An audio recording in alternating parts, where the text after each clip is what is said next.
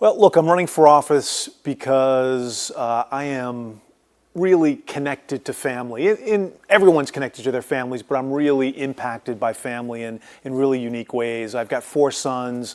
I've got an amazing 10-month-old granddaughter, and I really am concerned about the world that my generation is leaving theirs. There's so many really, important issues that need to be solved, that need for there to be work on. And so that is the motivation. The inspiration for why I'm running is I'm actually running for the same seat in the House that my great-great-grandfather, Robert Small, served in.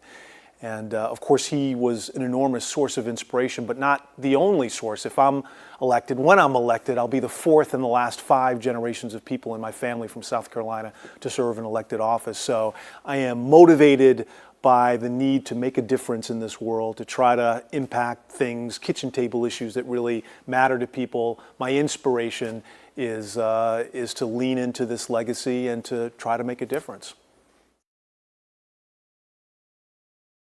Yeah, I'm a father, I'm a husband. As I mentioned, I've got 4 sons, amazing sons from 17 to 26. I'm a business guy. I have run companies and organizations over the last 30 years. I am someone who deeply cares about issues that affect particularly working families in South Carolina. I've grown up with a real sense of advocacy and of sort of people fighting for the rights of others here, and so that impacts me. My first job out of college, I worked for the state government where I lived in Massachusetts at the time.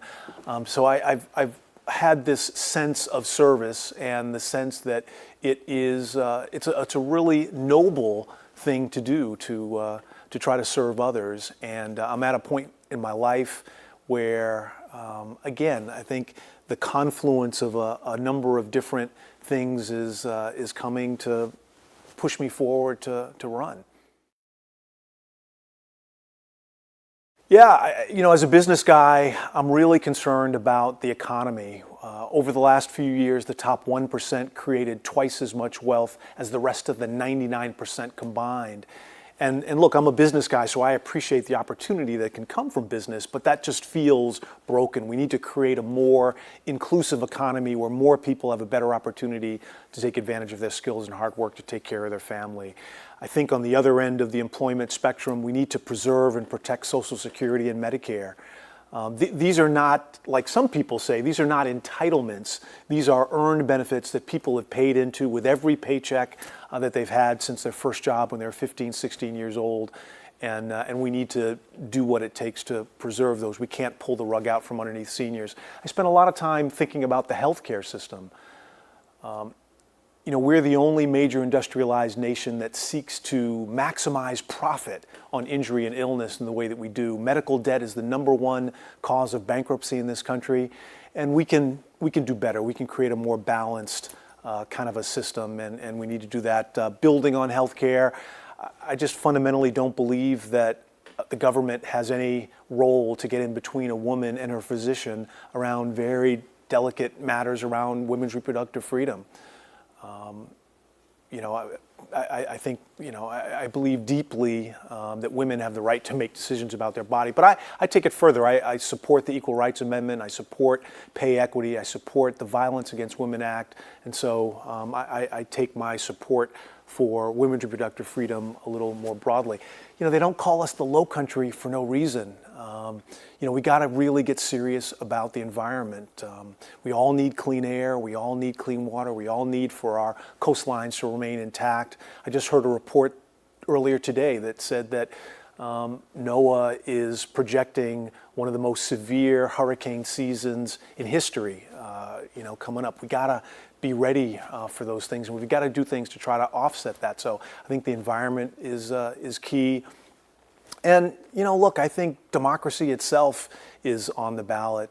I gave a speech on October 11th on the steps of the Supreme Court. It was the day that the oral arguments for the gerrymandering case for our district began. And I talked about the fact that no longer can we just take for granted the kind of democracy that our founding fathers imagined and that we all grew up with? That there are threats to democracy, and those of us who care about democratic principles and institutions and concepts like one person, one vote, we've got to roll up our sleeves and we've got to advocate for that. So I think there are a lot of issues, but I think those would be the things that I would say at the core.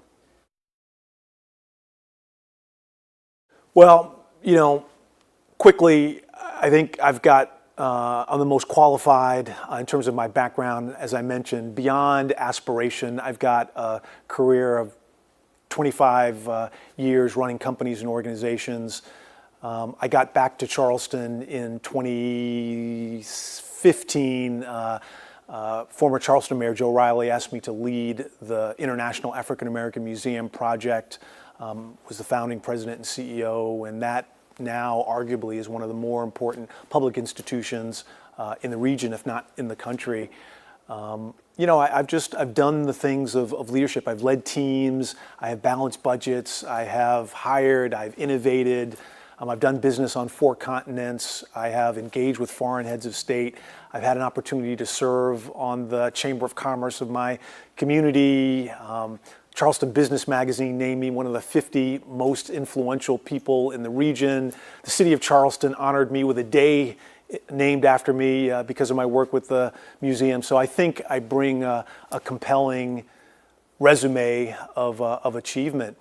I think, I'm also best positioned on the Democrat side to pull together the kind of coalition that's going to be required to flip this seat. We are out activating and energizing African Americans and Latino voters who will be an important piece of this. Women are going to be really, really important. There are 115,000 women, many of whom are really energized and activated because of losing rights, and we are activating them. Just about 3 weeks ago, a group of over 100 women came together in support of our campaign to just express their enthusiasm for what we're doing. We think young people are going to be really important. They say Gen Z is going to be the most important or most politically active cohort of them all, and we've got a group of now about 20 campaign fellows, like interns, out engaging with them, talking to them, engaging with them on platforms where they are about issues that are important to them, but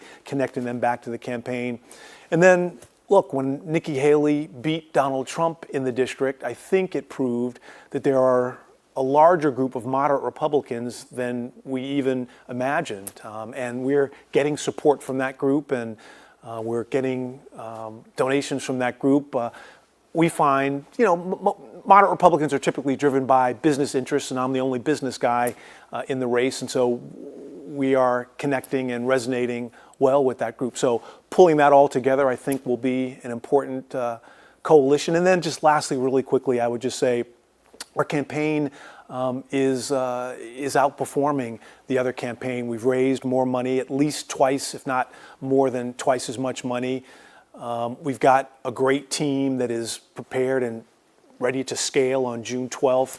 The head of our campaign was the executive director of the Democratic Party in Georgia when they flipped that state and won those 2 Senate seats. The head of our fundraising effort probably has raised more money than any other finance director in the country, drove the fundraising for Jamie Harrison. They raised over $130 million and went over to Georgia and raised over $100 million for Stacey Abrams. She's driving our effort.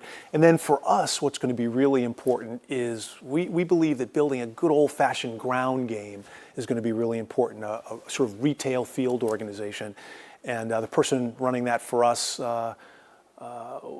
ran field organization for both Obama campaigns. She's from the district and just brings an enormous wellspring of experience. So, we feel like we have pulled together the best team. We bring the best, we got the best candidate ready to sort of position ourselves to compete. And look, we've gotten the lion's share of endorsements. We just picked up another big endorsement yesterday. The government workers, 750,000 government workers, American Federation of Government Employees, endorsed us, a national organization, TSA employees, correctional facility folks, government workers came to support us. That's on top of the ILA, longshoremen, which is the largest and most important or most influential union here in the state. So, we feel like we're doing the hard work. We feel like our campaign is moving forward, and we feel like we're best positioned to win and flip the seat.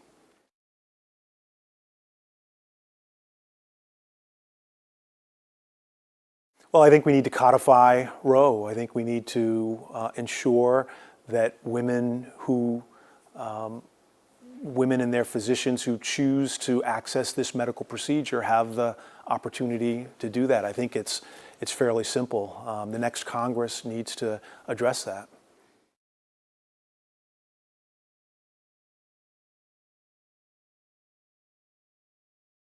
Yeah, look, I think that the American people are pretty smart, and I generally believe that we need to let the American people make decisions around these kinds of things, particularly at the congressional level.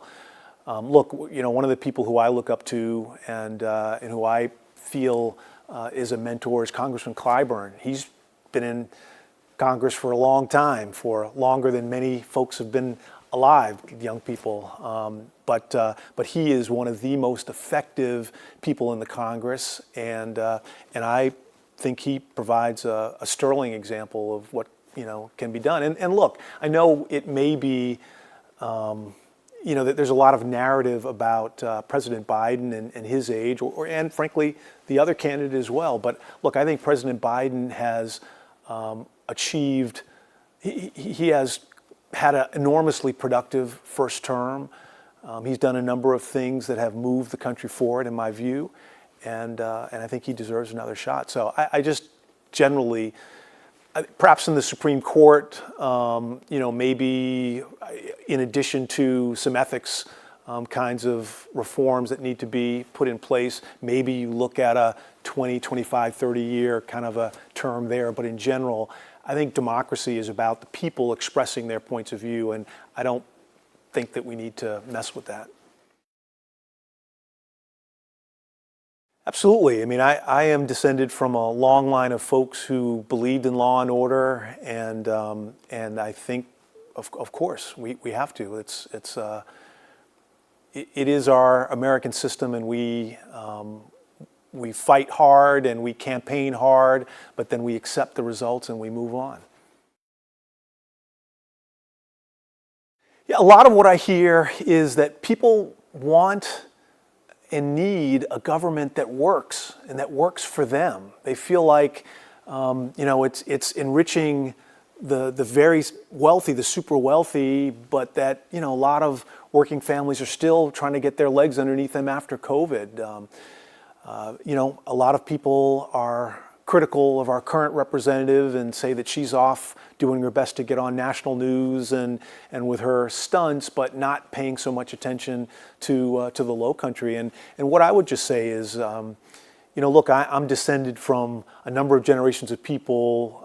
My family who have served here. My family got here in the Low Country in the early to mid 1790s.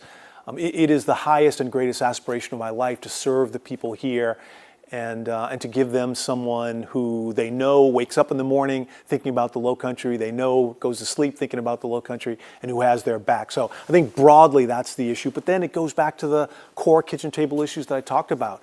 It's the economy and jobs, it's healthcare. I talk to folks all the time who are dealing with just the exorbitant cost of drugs or of just the health system. And again, it's the number one cause of bankruptcy. And then I think people are really concerned about the environment. Again, we got to do this. And that's without regard to political party or anything else. We all need clean air and clean water and for our coastlines to remain intact. So I think it's the basic issues. And when folks here in the Low Country see Washington essentially ignoring many of those issues, I think it creates an enormous amount of frustration, and we're getting a lot of energy, a lot of enthusiasm about focusing on those core issues.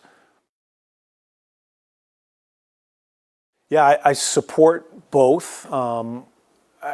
I think, Ukraine, it's important that we do our best to you know, I just think it's important that we not allow Putin to just have free reign throughout Europe. I think it's actually a defensive move for us in the way of dollars and in sort of the human cost of war by trying to contain Putin in Ukraine and not allowing him to, you know, to go into other potential, you know, NATO countries there.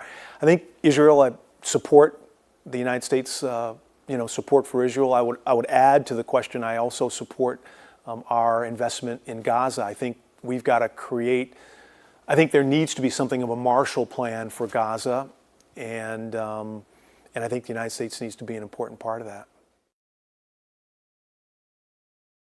Well, it is, the final message would simply be that we have an upbeat campaign focused on kitchen table issues that matter to the vast majority of South Carolinians, really without regard to party. Doesn't matter if you're a Democrat or Republican.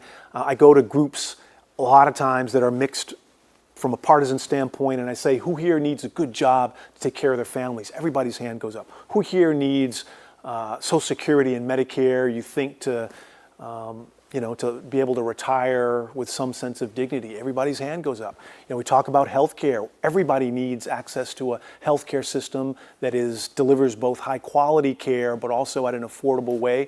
I talk about education also as well. 90% of our children go to public schools, and the vast overwhelming majority of us need to have a public school system that works and that delivers.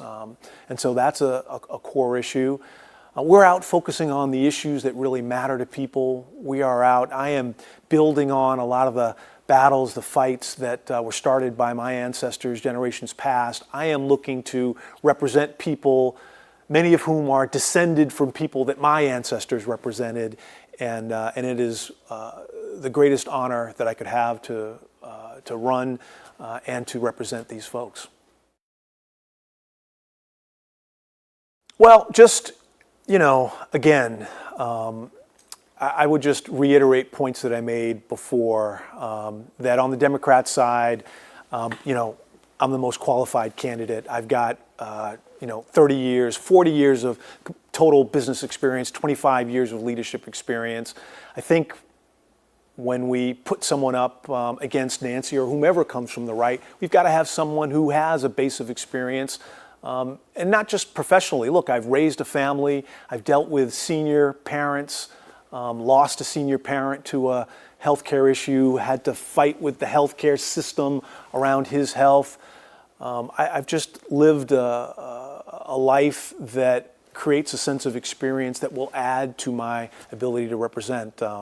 You know, I've been a business guy, but I've written books. I have just done a number of things that I think will be used in service of the people of the 1st Congressional District. And I'm just really excited about the opportunity. I look forward to having folks come out, and June 11th is an important day, and we ask folks to come out and to vote for us.